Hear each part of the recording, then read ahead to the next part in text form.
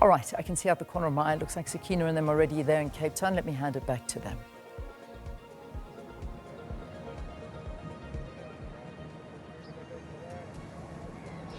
Well, thanks, Leanne, and welcome back to Parliament. And of course, the Cape Town City Hall declared a parliamentary precinct since that fire that gutted part of the Parliament building, and of course is still under restoration. Now, part of what people look forward to generally with Sona is, of course, the ceremonial guard and everything that goes on with that. And what you will see tonight right behind us is this is usually where we will have the choir serenade us, and all around the precinct is of course what we expect. I beg your pardon, Leanne, just with the ceremonial guard. And I'm joined right now by Brigadier General Selina Rawlins, who's the Director for Defence Corporate Communications. And I do apologize, I seem to be losing my voice, and it's way too early in the morning for that, so we'll try and figure that out. But Brigadier General, thanks so much for your time. And this is always a very happy time. It's a ceremonial occasion for many South Africans, and we really enjoy, we love watching the splendor of what all our forces have to offer. But talk to us about today and what we can expect. Good morning, Sakina, and good morning to the viewers. The same as for the rest of South Africa, for us as a South African National Defence Force, it is indeed a great honor for us to be here. It is one of those national calendar events that we really look forward to.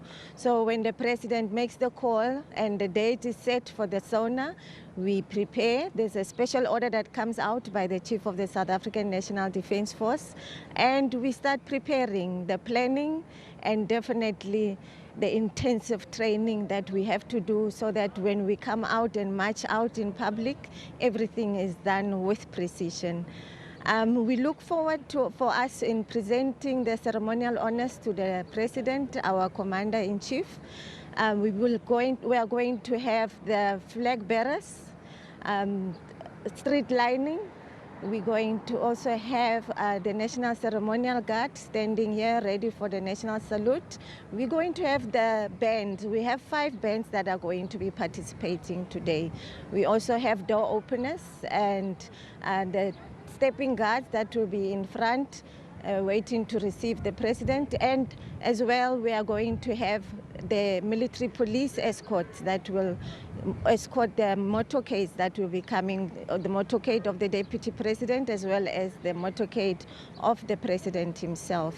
And as the President now enters into the parliamentary precinct, there will be 2 aides-de-camps that are from the South African Air Force. And of course, it's all done to military precision. So how long does it take for everyone to be ready, prepared to make sure that we put on the show for South Africa?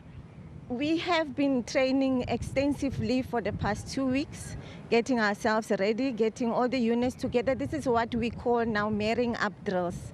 So we get the South African Army, the South African Air Force, the South African Navy, as well as the South African Military Health Service.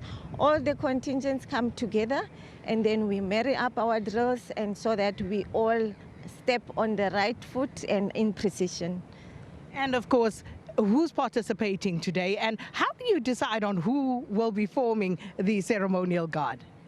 The National Ceremonial Guard is actually the guard that is purely presented for the President. So it is a unit on its own, and it is actually led by a Captain Kegana.